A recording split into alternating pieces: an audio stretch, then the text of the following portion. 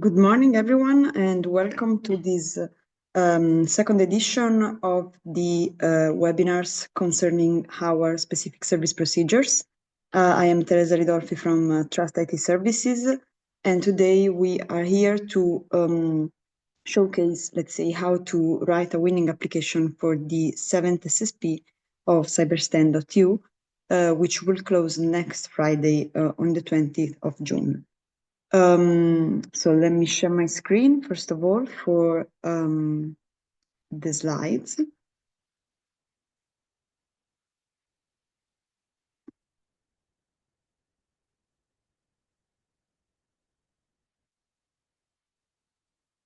Okay. So yes, as I was saying, today our focus is mainly on the 7th SSP topics. We, let's say, we will mainly describe not only the process for submitting the applications, but also which are, let's say, the most relevant topics where we expect to receive contributions in this batch of in this funding batch. So as you can see from our agenda, we will have first of all an introduction of the standardization request made by Lucia Lanfri from CEN-CENELEC. Then we will have a specific section on how to contribute to PT2 from Angelo D'Amato. And then we will have a section dedicated to the vertical standards, in particular with the focus on those that will be treated by ETSI, which will be made by Lord Porcin from ETSI. And then we will move, let's say, to the most let's say, concrete part where I will mainly explain to you how to submit an applications and also which are the main changes that have been made in this SSP in the application form. So as I was saying, the main discussion and presentation points will be the CRA priorities for the upcoming SSPs. As you know, the most relevant things for the moment are the deliverables that ETSI and CEN-CENELEC are implementing for their joint work program. And this is also where we are looking for most of the contributions. Then we will have this focus on PT2 and also then the session on how to register and submit an application. As I was saying, we had made some changes in the application form, and so this will also be the occasion for explaining to you, let's say, the main differences between applying as an individual and as a company. That's all from my side. I would say we can start with our speakers, and I would pass the floor to Lucia from CEN-CENELEC for the introduction to the standardization request and targeted projects. Please, Lucia, the floor is yours. Thank you very much, Teresa. I'm going to try to share my screen.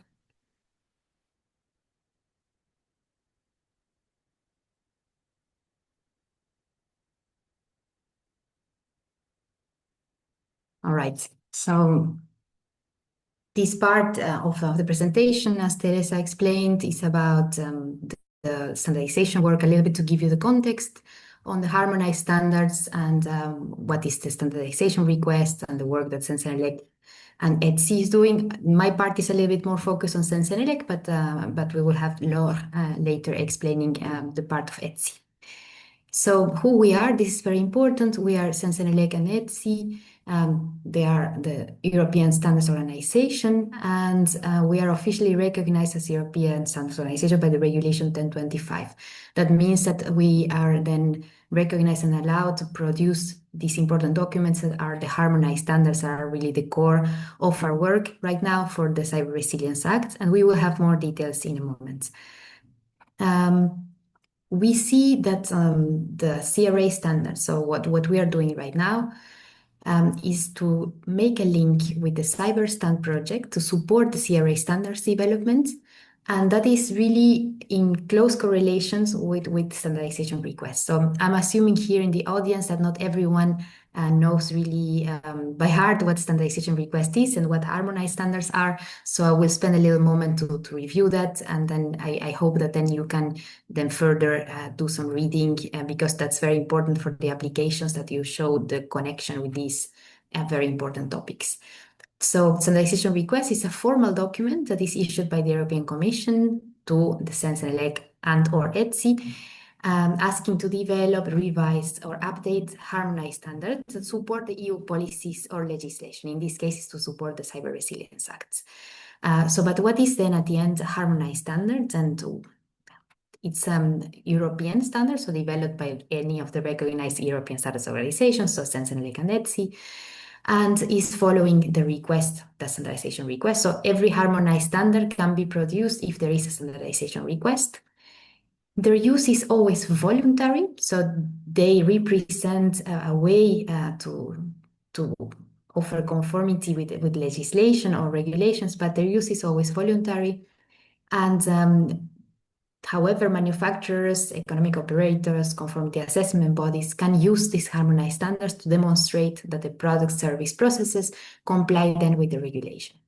But of course, as I said before, they are free to choose any other technical solution to demonstrate compliance. However, having these harmonized standards is really a good way to have technical solutions that translate the essential requirements of a regulation into the technical solution that is a document that can be followed by manufacturers, for example. And here the CRA is the very, very first kind of regulations we have actually. There has been an assessment and no standards that currently exist on the topics related to cyber resilience are fully covering the CRA essential requirements. So here we have to do work, we have to produce the standards because at the moment we don't have one single source of a standard that could satisfy all of the requirements. Then in a nutshell, this is a little bit the process. So we receive a standardization request, then we produce the standards. Here I only mentioned CEN-CENELEC, but it's also, of course, for ETSI. And once we produce the documents, we can send it to the Commission for their assessment and finally gets published in the official journal to offer presumption of conformity. And in particular, the name of the standardization request is a mandate 606. Okay, the abbreviation is from the CRA, but here I leave you the link for you to visit it. And when you see the link to the SSPs, you also have a link to this important document. This standardization request was accepted by CEN-CENELEC and ETSI. And then we also, after the acceptance, worked on what is called a work program to define which technical committees are going to respond to which standards of this standardization request. So this context is very important for you because in the applications, we need that you show the correlation to this particular work. So we are needing experts that come and join us to the work that we are doing for the standardization request. And that's why it is important that you understand this context and that is reflected in your application. So here, what standards are requested? What is the work program then? What are the timelines? How is the work organized? Are all relevant questions for you to fine-tune your application in a way that can show where your contribution is going to be. So the standards that are requested, you can find them again in the standardization request, the link, but I show you a little bit what it looks like. So it's just a screenshot. And it is in the annex of the standardization request, and we have many, many entries. So in total, we have 41 topics, and there are three kinds of deliverables. One is like a very horizontal framework, and that is developed by CEN-CENELEC. And then we have some essential requirements and vulnerability handling frameworks that we call the category B.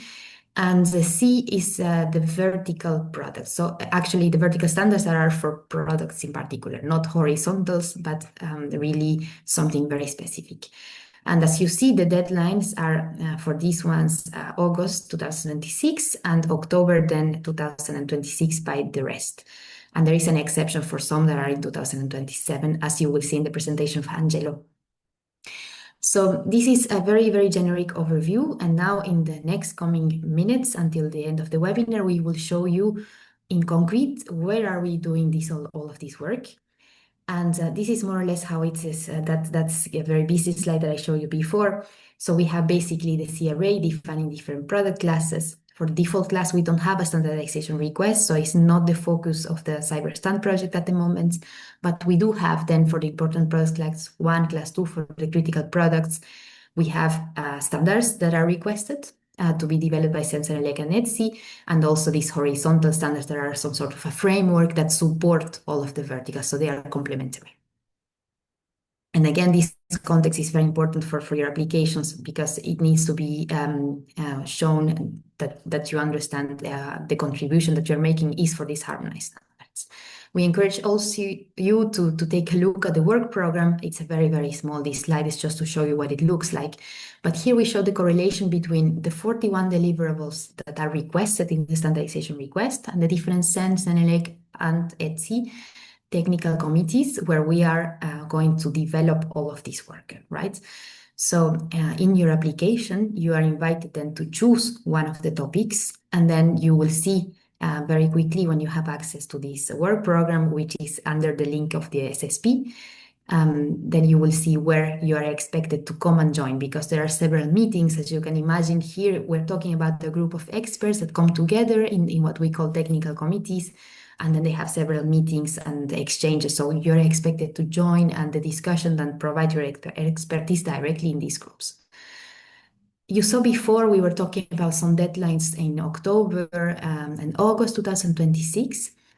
This is a slide that tries to show you that we are not just allowed to produce a document and be ready by October 2026 and say, okay, we are done with the drafting and here it is. We don't work like that. There are several steps that need to be considered before, and they are mandatory in every standard development. And there are two different moments that are very important where we have a public inquiry, where we send out the document for 3 months for comments for the public. And then there is also a final vote, formal vote on the draft. So that means that actually when you think, if we do some retro planning, let's say from October until today, and we consider these frozen blocks where there are like these moments where the draft needs to have a certain quality, they go for an inquiry, for a formal vote. The drafting process, the drafting time that is left is not so much. So more or less from today, we are here the beginning of June.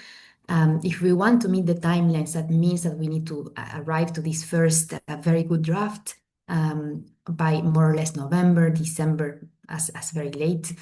So we expect that when you propose your work in a technical committee, that also make a mention of the timeline, that you can become available to come and join us in this heavy lifting program that we have here. So we have here we are expected to have then a lot of meetings, and a lot of effort will be needed to attend. Some committees meet weekly, some others meet more, maybe 2 times a week. So it's really important that you are then able to attend all of these meetings, follow the discussions, and do your contributions there. So as I said before, this is just very briefly for you to know the works are organized in a technical committee, and then we have a working group, at least at CEN-CENELEC, and you're expected then to join a certain working group for a certain deliverable. As I said before, we have different steps that are fixed and kind of frozen in the procedure. So these are part of the timeline, as you saw there before in my slide. And therefore, here we are in the drafting and consensus building. So we expect that then from now until the end of the year, you can come and join us in that regard. So here, these are my final slides to show you in the work program that is very, very big, has 41 entries, or at least more than 41 actually. This is what we're doing. These are CEN-CENELEC technical committees. So we have the JTC 13, Working Group 9, working on the Cyber Resilience Act on the horizontal standards. And today we will have a dedicated presentation by Angelo over this topic. But this is just an example of a topic, but it doesn't mean that only you can apply to this topic, right? So applications are really welcome on this topic, but all the verticals are very welcome and are very needed in any technical committee at CEN, CENELEC, and ETSI. So this is a big disclaimer I want to tell you, because even though you will see Angelo's presentation, that's not the only focus of today. All of the verticals are also welcoming applications at CEN, CENELEC, and ETSI. So in particular, for the verticals, we have at the CEN-TC224. It's about personal identification, related personal devices, like a very, very long title. But basically, when you take the standardization request, we have different entries, as you saw before, and then the ones that will be developed at this TC technical committee are the ones line 16, line 39, and line 41B. Then we have the working group 6 on product security at the JT13, that they are working on smart meter gateway standards. We have a lot of work being done about semiconductors and chips at the CENELEC TC47X. And these are the topics. And here we are needing, in particular, for the line 30, is one of the priorities. So we are looking to have more experts in the ASIC and FPGA. So this one, if you are in the call and you have this expertise, maybe this is something you can reflect on. And finally, we have the CENELEC TC65X, done industrial process, measurements and control and automation, and they are doing developments based on a very good existing framework that is the EN/IC 62443.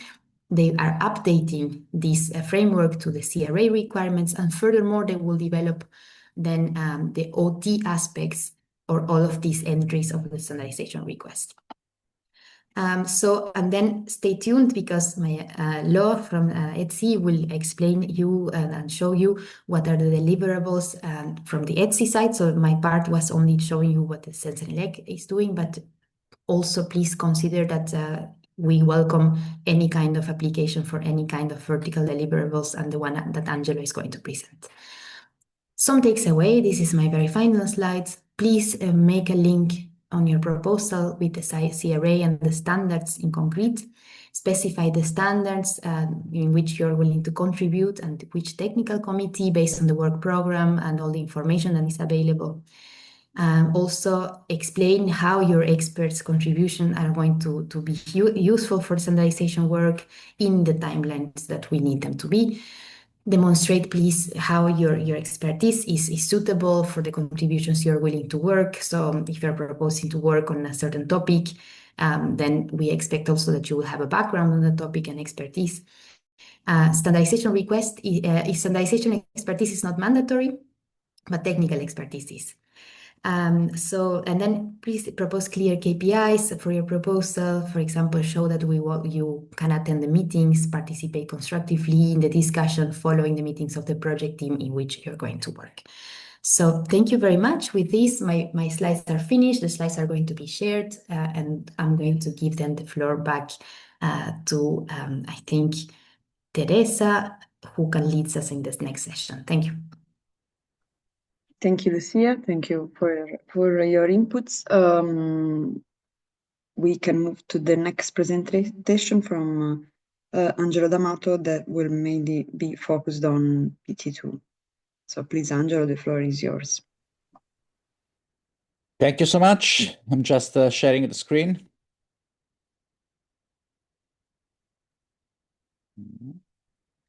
Okay.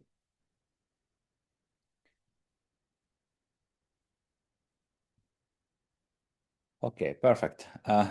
Thank you so much for having me here. So I'm covering now the how to contribute to PT2, and of course I will give you some preliminary idea on how to be more effective for my activity that I'm overseeing. I'm Angelo D'Amato. Of course, I'm a founder of Vulnir, and I am the PT2 leader, rapporteur, and a PT3, PT2 generic security requirement for product with digital element, and I'm handling also the PT3, that is the vulnerability handling requirements. So in this presentation, we will have 5 sections that we will go through, and then I will cover the setting of the context, a little bit of introduction, where my work is positioned, our work is positioned. I will give you an introduction of the project team 2, what does it mean, what we are doing, where we are. Then I will give you an introduction of the security control framework, some reference that you may take in consideration during your proposal drafting, and then of course I will cover some part of the product-related essential requirement, and I will give you some feeling and some idea of contribution with some tips and tricks. Let's start with setting up the context. So this is what are the obligations of the manufacturer within the CRA. You can find this in the legal text, and this is a simplified overview from the European Commission. And with every slide that I created, you have at the bottom the reference. So you are very welcome to visit the reference and getting more knowledge on the slide that I'm presenting. I will not go too much in details, but please take in consideration that this slide is here just to visualize for you where we are with PT2. You can see that we are product-related essential requirement, and this gives you a visualization of where we are as working activities. So this is another slide from the European Commission. This gives you a quick overview of what are the deadline for different type of work. As Lucia mentioned, you can see that the project team 1 for principle for cyber resilience activities is and for vulnerability handling, the other activity that I'm overseeing. You have the deadline of 30 of August 2026. And as you can see from the standardization request also, you have the PT2 project team 2 generic security requirement at the deadline as 30 of October 2027. Then there are all the verticals that have the same dates, that is 30 October 2026. This is just to give you an oversight of what are the deadlines. I will go more in detail later for the project team 2 activities and what we are trying to achieve. I want to start before going into the topic to how to be more effective during the presentation writing, during your proposal writing. I review many of the proposal, of course, that were not in the scope of my work, but PT1 and other activities. And I noticed that some candidates didn't have really base knowledge on some of the pillars for being more effective. In this slide, I collected some of these references. You can find the presentation of CEN-CENELEC and ETSI when they accepted the Cyber Resilience Act mandate. There is nice summary and a nice video of Working Group 9 convener, Ben Cox, that is giving you a 5 minutes summary of all the activities and what we are trying to achieve. I will mention here, but I will really invite you to click on the link and spend your 5 minutes at least to see that video to give you a sense. Then, of course, you are trying to contribute to Cyber Resilience Act, so you need to be at least familiar with the legal text, have it as a reference, and with the related standardization request. And for specifically PT2, since we want also to reuse 18031, that is the harmonized standard for the RED, DR, is also good that you have a look of the RED standardization request. All the links are here, so you can use this as your guidance document. Then, just as to complement and to have a better understanding on the regulatory landscape, and then of course to understand what is the principle that are driving then the conformity assessment, market surveillance, and so on, it's very important that you are at least familiar with what is the new legislative framework. Then what is it? The Blue Guide. Blue Guide is a technical interpretation of the legislation, and this was delivered in 2022. You can use it as a reference. Control F. You can find a lot of important information that are the core of the activity that we are doing. And if you want to go more in details, there is also the impact assessment for CRA created on 15 September 2022. That is a report study or feasibility that show really the background, why things were created, what were the background. And so if you use this slide as a reference, this will give you a lot of added value and for your proposal in a way that you can better contextualize your topic. And so I really wish that you can go through this material. Let's go on our topic, Project Team 2. So what are our objectives? Our objective, of course, is to answer to the CRA requirement Annex 1, Part 1. You can go and read the legal text with what are our essential requirements that we want to address. And then the objective is also to answer, for us to answer to the standardization request M606. And you can find all the work program. And the standard needs to be published by 30 October 2027. But as we can see later, we are trying also to move ahead some timeline for helping the verticals definition. And yeah, so we are trying to do this because we want to help the verticals while they are delivering. The verticals now are, as you saw in the previous slide, are intended to be delivered earlier than the date of the PT2 standard.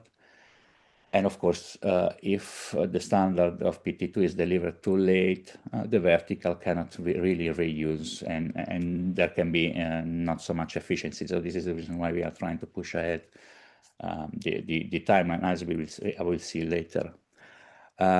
This standard will be used as a guide for economic operators. You can see even to get familiar with this term, so a notified body, manufacturer, and so on. You can find it in the legal text.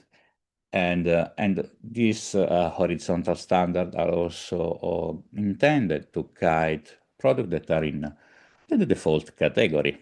Okay. Then, of course, we want to create a library of security control with a related technical assessment. And the aim of PT2 is to build up on the 18031, that is the harmonized standard that was created recently for RED. And then, just to conclude this slide, so you will have, we need, of course, when we create the security control, we need to link with the essential requirement in the legal text to show the coverage. And we need to include, as for the standardization request, at least the following element, that is security problem definition, security objective, technical specification, and assessment methodology. And this is required by the standardization request. Where we are. So while we were doing our work within PT2, we decided to create another document that is the technical report, where we collected link between essential requirement. We defined all threats linked to the essential requirement, and then we defined the security objective. And this document contains all these elements. Based on this document, the technical report that we created, we are also building up the PT2 standard, defining from the security objective, creating the security control, and expanding on that. In this way, we have also the link with the threats, with essential requirement, and will help all to be constructive and to understand where we are going and if we have gaps. Okay, so for the technical report of this collection of threats and security objective, the draft has been already released, and we are building up the standard based on this technical report, and we are in initial drafting. This is an overview of all the dates that we have. The major milestone that we have, as also was presented by Lucia, is around November, December. We need to have the the first draft completed, and of course, if we have the draft by that date, this is important because also the vertical can refer to it, and we can reuse the work that we are doing. And so this is the reason why we are trying to move ahead the timeline to December 2026 instead of October 2027. This is a plan in progress, and we will try to do our best to try to move ahead, and we are trying to strategize also the deadline. If you want to contribute to this activity, you need to make sure that your contribution is coming before December 2025, giving the time of integration, and of course to allow the members to integrate your content and to evaluate your content. So at least end of September needs to be ready if to make sure that your contribution is taken in consideration. September, October max. So it will be already too late October. So let's go on the security control. So what I said is that PT2 is it's a collection of security control. In the market, you have examples of information security management system like the 27001, even though the 27000 series or the 7001 and 2 are related to more organizational aspect and of course more on the organization itself and not focus on the product, can be a good reference. And the concept of selecting and implementing security control doesn't change. You need to identify your security requirement while you are a manufacturer. You need to assess what are the security risks. You need also to treat your security risk. You want to accept the risk, reject the risk, and so on. And then based on that, you will select the security control, implementing control. This is our work. What we want to do, supporting the selection based on a catalog of security control. And then, of course, you have other activity like monitoring the effectiveness of the control and continuous improvement. And so this gives you a little bit of a life cycle of an information security management system that can be easily contextualized with the product security necessity and requirements. This gives you just the relationship of the concept relationship between terminology, and this model was created based on the COM-EUCC definition. You can find it there. I put also the reference, and this is just to simplify the relation between controls and risk.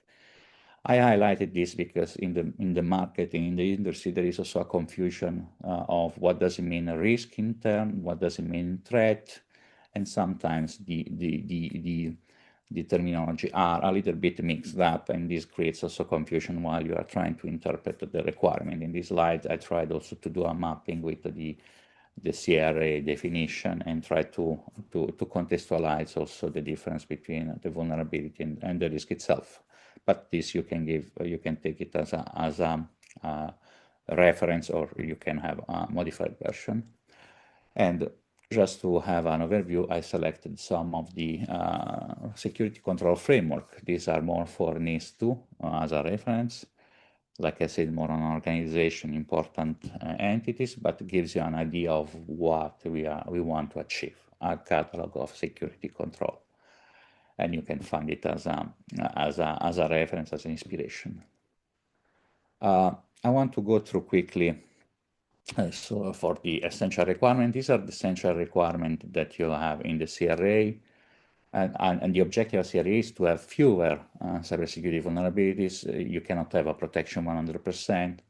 And then, of course, to ask to manufacturer to implement these security requirements. And then I will not go through it one by one for the sake of time, but you can have it as a reference, and you can look into the standard, into the CRA itself. This is a slide just to show you why it's important, the essential requirement. I selected two examples that everybody of you is familiar with. There was the Mirai botnet attack. That was the first ever botnet of Internet of Things, The attack was carried out because this device had a weak default, they had a default password, and so attacker put together all these devices using their default password, and it created a botnet that attacked Twitter, Netflix, and they took down some of the services in USA and other part. And this highlights why it's important to have the secure by default configuration highlighted for the CRA. Another case is the log4j. And then, of course, with a widely spread open source logging library. And in 2021, when that happened, the manufacturer that were using this library, they even didn't know where in their software were hidden that component. So this highlighted the importance of the use of the SBOMB. That is also software bill of material. That is also a big, an important element of the CRA. Let's go on the final step of our presentation. I give you just reference of some of the standards that have affinities with the work that we are doing with PT2. You can use it as a reference. You can have a look. You can have ideas on how to reuse this.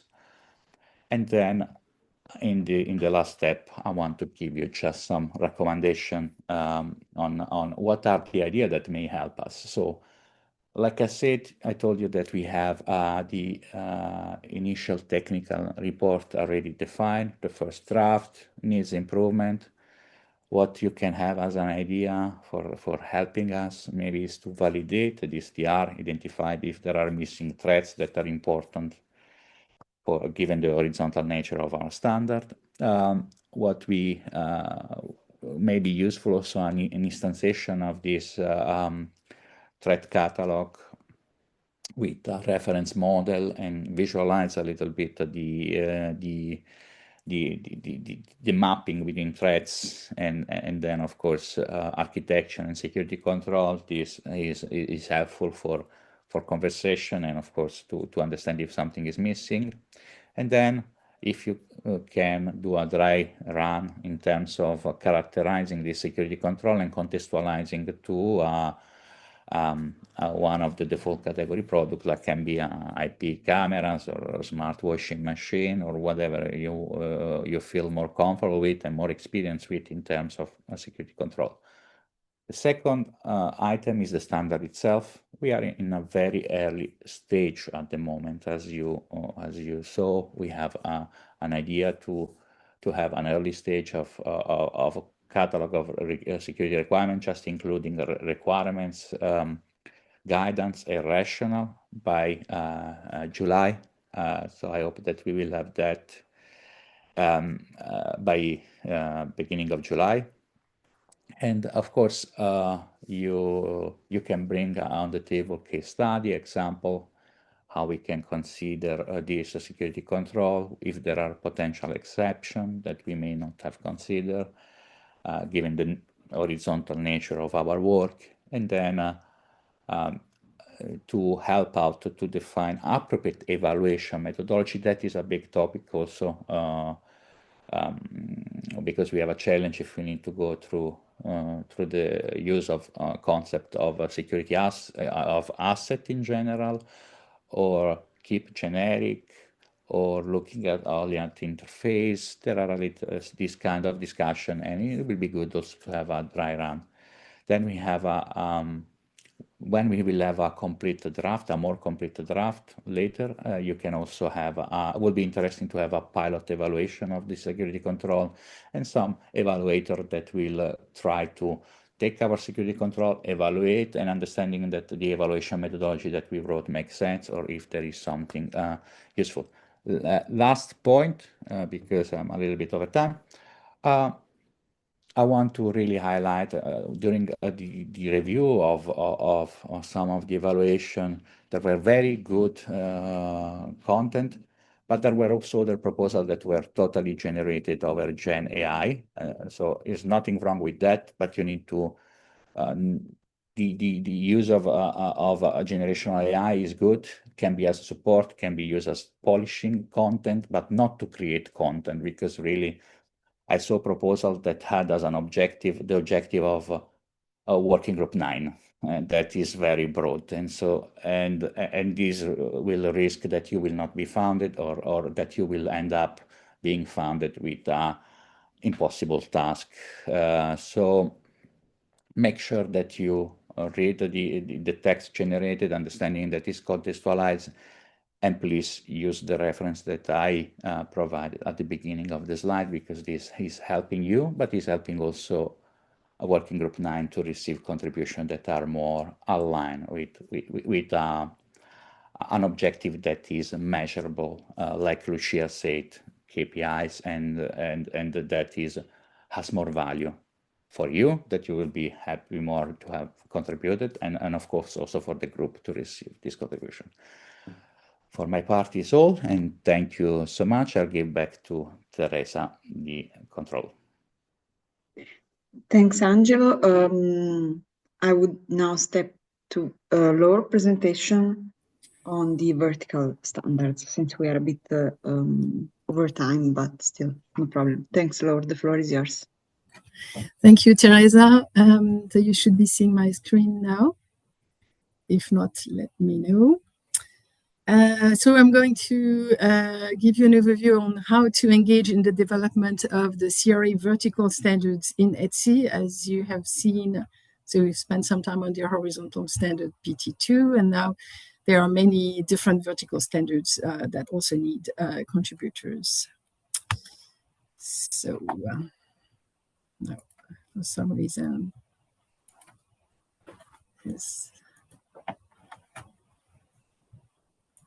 Okay. So first of all, I will tell you about a technical committee in ETSI, because in ETSI we have centralized all of the work on cybersecurity in a technical committee called TC Cyber. It is the center of expertise on cybersecurity in ETSI. This is the second generation cybersecurity group. It was created in 2014, and it was replacing former security groups that were created in the 1990s. So there is a strong history on cybersecurity in ETSI. In this technical committee, we have two working groups. The first one is quantum safe cryptography. So that's not exactly our topic today, but just for information, this group has been existing for 10 years. And the second group has been created specifically to respond to the CRA Standardization Request, and it's called Working Group on European Standardization Requests, EUSR. So this group was created at the end of 2024. The Technical Committee on Cybersecurity also organizes a yearly conference that has been going on for nearly 10 years. The 2025 edition is scheduled in October. And it addresses topics about cybersecurity, privacy protection, fraud, which are global challenges. And in order to do this effectively, there is a lot of cooperation ongoing, as always in standardization. Internally within ETSI, with other technical committees specialized on lawful interception, on secure elements, on testing, on electronic signatures and electronic identification, on securing AI, and also with 3GPP, that is the entity defining mobile communication standards. And we also have cooperation with external standardization bodies like GSMA, the CEN-CENELEC, GTC 13 on this standardization request specifically, and also with ENISA. All ETSI standards are freely available for download from the ETSI website. Now, this slide we've already seen, so I will not be long. My presentation is really focusing on this Type C important product deliverables that CEN-CENELEC and ETSI are working on jointly and collaboratively. And as Lucia mentioned, there are 41 of these verticals, and many of them are developed now in Cyber EUSR working group. So here, if you wish to support the work in any one of these product families, Cyber EUSR is leading the work on those. So it's 17 product categories. which were listed in the standardization request for the CRA. We were doing this, as I said earlier, in coordination with CEN-CENELEC JTC 13 Working Group 9, as well as other CEN-CENELEC groups. And here you have the list of the product categories. So if this is an area where you have expertise, then your application should be to participate in Cyber EUSR. If you have an expertise in another product category, so pay attention to the relevant technical committee. So we have browsers, password managers, antivirus software, virtual private networks, network management systems, physical and virtual network interfaces, SIEM systems, stands for Security Information and Event Management Systems, boot managers, operating systems, PKI and digital certificate issuance software, routers, modems for the connection to the internet and switches, and for work item on consumer IoT products, smart home general purpose virtual assistants, smart home products with security functionalities like smart door locks, alarm systems, etc.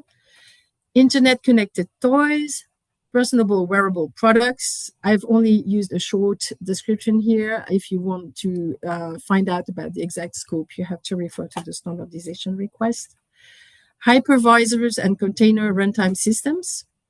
And finally, firewalls, intrusion detection or prevention systems. So this is the list of the product categories where the corresponding product vertical standard will be developed in Cyber EUSR in cooperation with the relevant CEN-CENELEC groups. So my presentation is going to be a bit shorter, so maybe we can catch up on the time. How can you effectively contribute to this work?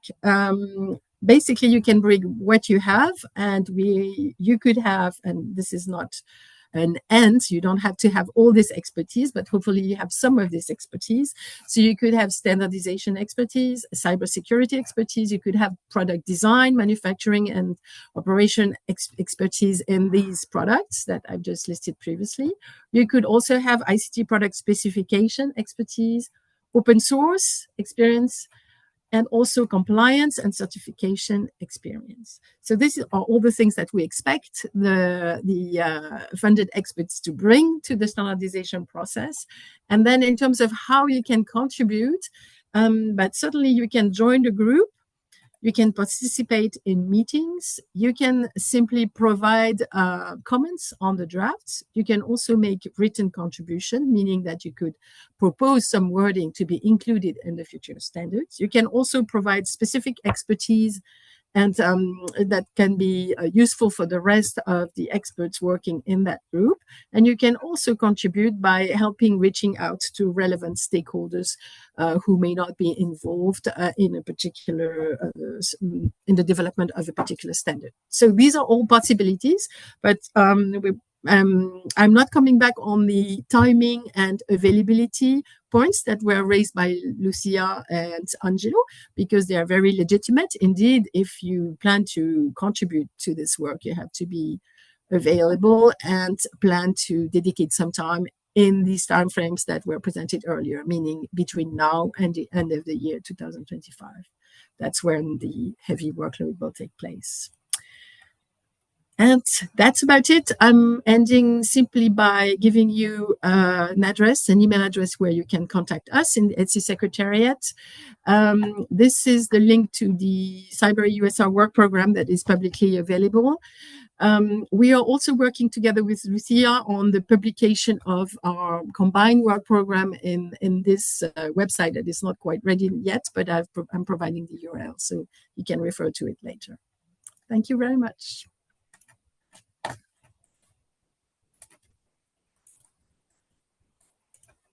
Thank you, Laure. Okay, I would say now that we have gone through the theoretical part, the content part, we can move to the main changes that we made to the application form. So let me share my screen, 1 second. So as you know, if you want to apply to the CYBERSTAND SSP, you will have, first of all, to register to our website and then to access the dashboard, the platform where we are hosting, let's say, these specific service procedures, and where you can fill in your application form and then save it in draft if you need to change it or directly submit the application. So as I was saying, for the SSP7, we have simply, let's say, modified a bit the very beginning of the application form, where we clarified how you can contribute, let's say, to CYBERSTAND.eu, because as you may have seen also from the guidelines for the applicants, and also from the web page, you can actually submit the application both as an individual but also as a company. Let's say from an administrative point of view, we needed to clarify a couple of things about the submission process and about the role of an individual and a company, and that's what we have done in the 7th SSP. So now you will basically open the application form and see 3 different options from where to choose at the very beginning of the application form. So the first question that you will have to reply to concerns which kind of application you are submitting. So if you are submitting an application as an individual, you actually have 2 different options. The first one is to submit the application as an individual and also sign, let's say, the contract with CYBERSTAND.eu as an individual. And in this case, the payments will be made directly to you as a person. The second option that you have, if you want to submit an application as an individual, is to submit it and then sign the contract through your company. So you can apply as an individual and then be contracted for the work you propose through your company. So in this case, the contract will be signed between your company and CYBERSTAND.eu, and the payments will be made directly to your company. This is also, let's say, an option that it's already, of course, possible, and that it's something, let's say, that usually happens after the results are communicated. But it's important to stress that you have this possibility also during the application phase, so that people already have an idea of which kind of contributions they are asking for. Then the third option is the one of applying as a company. So here, let's say the main difference is that companies' application, let's say, are thought to be teamwork applications, okay? And this basically means that if you want to provide a contribution with other team members, with other employees of your company, you can do it by applying as a company. So in this case, in the application, you must specify the team who will work on the activities, and also, of course, submit the CVs of each team member. And in this case, the payments will be made directly to the company. There is, of course, a difference if you want to apply as an individual and be paid then to your company. This, of course, is a possibility, but you will only have to you will have to submit the application, and the only team member of your application will be you. On the other side, if you apply as a company, then in this case, this application will have to provide more than one person in the team member. So this is the main difference, let's say. If you are planning to apply together with other people who will contribute to your application, then in this case, you will have to submit the application as a company.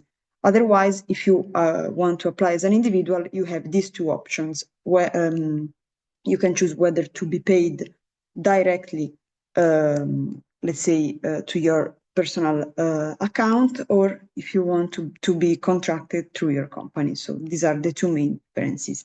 And this is something that is now stressed also in the application form. As a reminder, just to wrap up, of course, companies should be, must be, European companies. and they are also supposed to not be controlled, let's say, by third entities outside the European Union. So it is very also important that your company is an European company based, because as you know, CyberStand applies the rule of the restricted calls, and so only EU citizens can apply, but the same applies also to companies, so only EU companies can apply. Let me also show 1 second this thing directly on the application form, these new questions, so that you are aware. So if you go now to the application form, as you can see, you have, first of all, the explanation, as usual, of which are the eligible applications that and the contributions that you can submit. And then you have this question at the very beginning, if you are applying as a company or as an individual, and then you have the 3 different options that you can choose. And above, you will also have the 3 explanation of the 3 different options. And then for the other questions, the application form is more or less similar to the previous one of the 6th SSP. Just a reminder that the 7th SSP is closing next Friday, the 20th of June at 17 chest. As usual, we always recommend not to wait until the last minute for submitting the application. So our suggestion is to submit it, let's say, a couple of hours before the deadline, in order to avoid technical problems that may happen. And also, just to finish my presentation, I also wanted to invite you all to our annual impact event that is taking place next Thursday, the 19th of June, in Brussels, actually. The venue is Outer World. We also have the possibility, of course, of attending online if you cannot join us in Brussels, but this would be a very interesting event with many, many interesting speakers. And I think it would be worth also to try attending it in presence if you are able. You can register directly on our website. The event will be, let's say, from 9:30 in the morning until 16:30 in the afternoon. So it's a one-day event.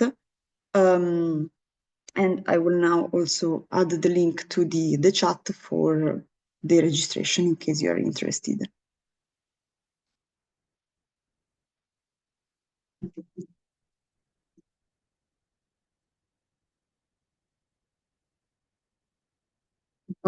Okay.